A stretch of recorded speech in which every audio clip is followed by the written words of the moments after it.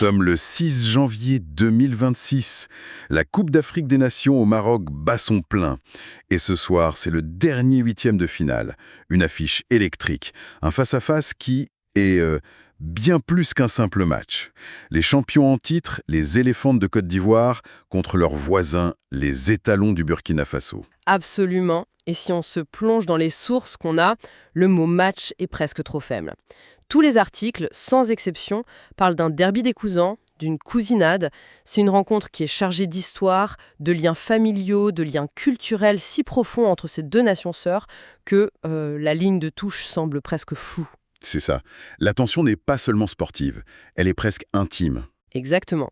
Notre mission aujourd'hui, c'est de décortiquer comment ce match, si lourd en émotions, s'est finalement transformé en une démonstration tactique. Grâce à pas mal de documents, des analyses d'avant-match, des comptes rendus, des débriefings, on va essayer de comprendre comment la Côte d'Ivoire a signé cette victoire nette, 3-0, comment la froideur de la stratégie a pris le dessus sur la chaleur de cette fraternité. Plongeons-y. Parce que l'avant-match, déjà, nous donne toutes les clés. Alors commençons par là, justement. Cette idée de cousinade. Au-delà de la formule, comment ça se manifeste concrètement ? C'est un point qui est vraiment fascinant et central. On a des chiffres. On parle d'environ 3 millions de Burkinabés qui vivent en Côte d'Ivoire. 3 millions, c'est énorme. C'est énorme. Et cette proximité, cette porosité, on la retrouve directement sur la pelouse. Par exemple, le défenseur du Burkina, Arsène Kouassi, il est né en Côte d'Ivoire. Et à l'inverse, le gardien ivoirien Albin Lafont, lui, est né à Ouagadougou. Le terrain est un miroir de cette double culture, en fait. Ça ajoute un enjeu personnel qui doit être incroyable. J'ai une citation d'Arsène Kouassi qui résume tout, je trouve. Il dit « J'ai de la famille là-bas, j'ai des amis là-bas, mais je veux gagner ce match-là contre la Côte d'Ivoire. » On sent le tiraillement, quoi. Complètement. Et cette dualité, cette tension entre le respect et la compétition, on la retrouve parfaitement dans le discours des deux sélectionneurs avant le match. Ah oui. D'un côté, Brahma Traoré, pour le Burkina Faso, il emploie des mots presque poétiques.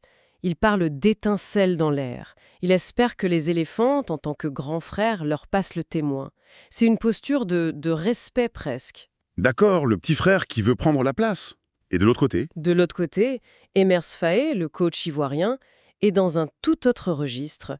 Son équipe sort d'un match difficile contre le Gabon et sa déclaration, elle, est glaciale, chirurgicale.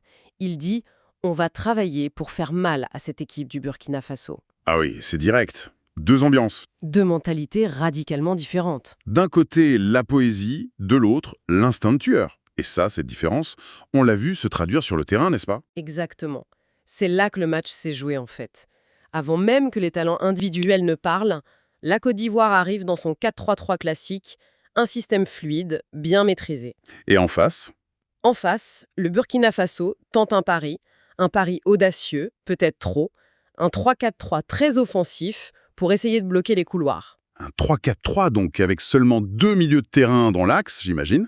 C'est précisément là que le piège s'est refermé. Le 4-3-3 ivoirien, c'est 3 milieux centraux. Kessié, Sangaré et le jeune Christinao Oulaye. 3 vrais milieux contre seulement 2 côtés burkinabés. Et là, la bataille est perdue d'avance. C'était perdu d'avance. Cette supériorité numérique a permis aux Ivoiriens de confisquer le ballon, d'asphyxier complètement leurs adversaires. C'est fou, parce qu'un consultant, Alain Traoré, ancien international burkinabé, l'avait prédit, mot pour mot. J'ai la citation ici. « L'équipe qui va gagner la bataille du milieu de terrain aura l'ascendant. » Il avait même dit que c'était le point faible des étalons. C'est presque un suicide tactique de la part du coach burkinabé, non ? Disons que c'était un pari très risqué, et les faits lui ont donné tort. La prophétie d'Alain Traoré s'est réalisée. Le trio ivoirien a complètement dominé. Les statistiques sont écrasantes. 62% de possession de balles pour la Côte d'Ivoire. 62%, d'accord. Et surtout une précision de passe de 90%. 90%. Ça veut dire qu'ils avaient le ballon, mais qu'en plus, ils ne le perdaient quasiment jamais. En gros, les Burkinabés ont couru dans le vide. C'est ça, impossible de construire quoi que ce soit. Et cette maîtrise tactique totale, ça a créé la scène parfaite pour qu'un joueur explose. Amad Diallo. Ah oui, les sources sont unanimes à son sujet. C'est là que le génie individuel a pu s'exprimer. Absolument. Homme du match, et c'est totalement mérité. À 23 ans, l'allié de Manchester United, il a été l'architecte de cette victoire. Ça commence à la 20e minute. Le premier but. Voilà. Il reçoit le ballon, et là, les articles décrivent un habile piqué, un superbe effort en solo, où il se joue de plusieurs défenseurs, un but qui mélange technique et sang-froid. Et il ne s'est pas arrêté là. Non. 12 minutes plus tard, à la 32e, il se transforme en passeur décisif. Mais ce n'est pas une simple passe. Les comptes rendus parlent d'une feinte de corps, il laisse passer le ballon entre ses jambes pour Yann Djumandé, qui arrive lancé. En 12 minutes, il a plié le match. C'est ça. Il a plié le match. Et ce qui est intéressant, au-delà de ces deux actions, c'est ce que les sources disent de son attitude. On ne parle plus seulement d'un ailier technique, on suggère qu'il prend un rôle de leader. Un patron. C'est la question. Est-ce que c'est le moment où il passe de grand talent à patron de l'attaque? C'est une excellente question. Parce qu'on a un entretien d'avant-match où on le sent très mature, la tête sur les épaules, il répétait tout le temps « on veut aller au bout ». Au début, ça sonne un peu classique. Mais après un match comme ça, on se dit qu'il joint les actes à la parole. Absolument. Mais même dans un match dominé, il y a toujours des tournants. Et il y en a eu deux autres. Le premier à la 40e minute. Le score est de 2-0. Le Burkina a une occasion en or. Dango Ouattara frappe sur le poteau. Le fameux poteau sortant. À 2-1 juste avant la mi-temps, psychologiquement, ça change tout. Ça aurait tout changé. Le doute aurait pu s'installer. Et le deuxième moment clé. Le coup de grâce. 87e minute. Le match semble fini. Et là, un remplaçant, Bazoumana Touré, décide de marquer les esprits. Ah oui, ce but incroyable. Les sources parlent d'un raid solitaire de 80 mètres, c'est bien ça? C'est ça.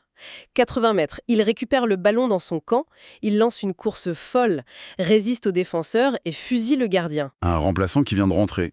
C'est une démonstration de confiance absolue de toute l'équipe. C'est ça. C'est le symbole de la confiance totale des Ivoiriens et ça achève les derniers espoirs des étalons. Alors, après un tel match, que signifie ce 3-0? Ce n'est pas juste une victoire, c'est une affirmation de statut. Un message envoyé au reste de la compétition. Totalement. Et les réactions d'Apfenach le montrent bien. Emers Faé, le coach ivoirien, reste très pragmatique, presque froid. Il dit ce qui me rend vraiment heureux, c'est qu'au-delà des individualités, c'est surtout la force du collectif qui a été très, très forte. C'est une façon de garder tout le monde sous pression, d'éviter que les têtes ne s'enflamment. Très malin.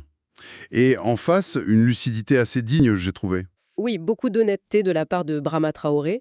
Il n'a pas cherché d'excuses. Il a dit « Le système mis en place n'a pas fonctionné et j'assume pleinement cette situation ». C'est une reconnaissance claire de son erreur tactique. Les sources soulignent aussi que la Côte d'Ivoire brise une sorte de malédiction du champion. On l'a vu souvent, le tenant du titre qui sort tôt. Là, en s'imposant comme ça, ils affirment clairement leur ambition de doubler. Un doublé qui est rarissime dans l'histoire de la CAN. Et maintenant, tous les regards sont tournés vers le quart de finale et c'est un choc monumental qui se prépare. Contre l'Égypte. Contre l'Égypte, une redite de la finale de 2006. C'est une affiche qui fait rêver tout le continent, mais il y a une grosse ombre au tableau. Ah, laquelle? La suspension de Christ Inao Oulaye, le jeune métronome du milieu de terrain. Ah oui, c'est vrai, le carton jaune. Exactement. Le joueur de 19 ans, la révélation, la clé de voûte tactique contre le Burkina. Il sera suspendu. C'est un énorme casse-tête pour le staff. Ils ont trouvé un leader en attaque, mais ils perdent leur patron au milieu. Et ça, face à l'un des milieux les plus expérimentés d'Afrique. En résumé donc, ce derby ouest-africain, cette cousinade pleine de symboles, a été scellé par une supériorité tactique implacable. Le génie d'une étoile montante, Amad Diallo, et la mentalité d'une équipe championne qui assume son statut. Et ça nous laisse avec une dernière question. Une question en suspens. Les sources célèbrent, à juste titre, l'émergence d'une nouvelle génération dorée pour la Côte d'Ivoire, incarnée par Diallo, Diomandé, Touré.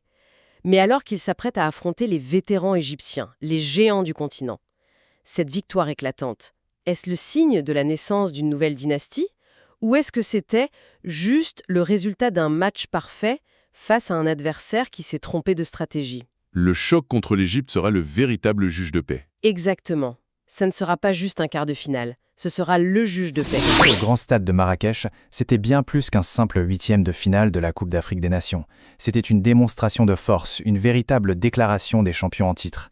On va décortiquer ensemble cette victoire magistrale de la Côte d'Ivoire, une victoire qui a fait bien plus que simplement qualifier une équipe.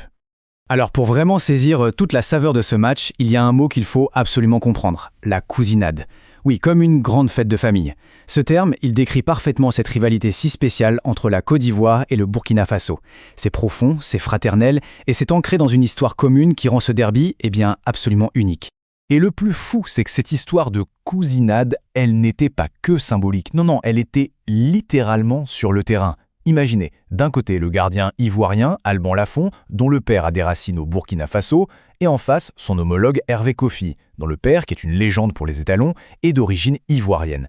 Ces liens familiaux qui traversent les frontières, ça ajoute une dimension humaine juste incroyable à ce duel. Allez, on plonge dans le premier acte de cette histoire, ce fameux derby des cousins.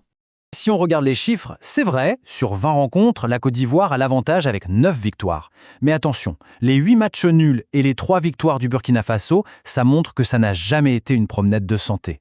C'est un ascendant ivoirien, oui, mais un ascendant qui a toujours été contesté. Mais au-delà de l'histoire, un match comme celui-ci, c'est aussi et surtout une bataille stratégique. Et là, on a vraiment une opposition de style très claire. D'un côté, Emers Faé et la Côte d'Ivoire avec un 4-3-3 fluide, un système conçu pour avoir le ballon et faire mal sur les côtés, et de l'autre, Brahma Traoré pour le Burkina Faso qui tente un coup audacieux, un 3-4-3 pour blinder le milieu de terrain et bloquer les Ivoiriens. C'est un véritable jeu d'échecs tactique qui s'annonçait. L'état d'esprit des étalons, il est parfaitement résumé par leur coach, Brahma Traoré. Il a dit « Pour être champion, il faut battre un champion ». Voilà, c'est la mentalité d'une équipe qui n'est pas venue en victime, mais bien avec l'ambition de renverser le roi. Mais voilà, les plans tactiques, c'est une chose. Le génie individuel, c'en est une autre. Et ce soir-là, un joueur va complètement faire basculer le match. C'est la masterclass d'Ama Diallo. On est à la 20e minute de jeu, le match est encore fermé, tendu, et là, tout change. C'est un pur moment de magie. Ama Diallo reçoit le ballon et, comme on dit, il se met à danser dans un mouchoir de poche. Il élimine plusieurs défenseurs dans un espace minuscule avant de finir le travail d'un habile piqué. Un but en solo absolument spectaculaire qui débloque tout. Et Diallo ne s'arrête pas là. Il a marqué, ok, maintenant il va faire marquer. À la 32e minute, il sème de nouveau la panique, attire toute la défense à lui et délivre une passe parfaite pour Yann Diomandé.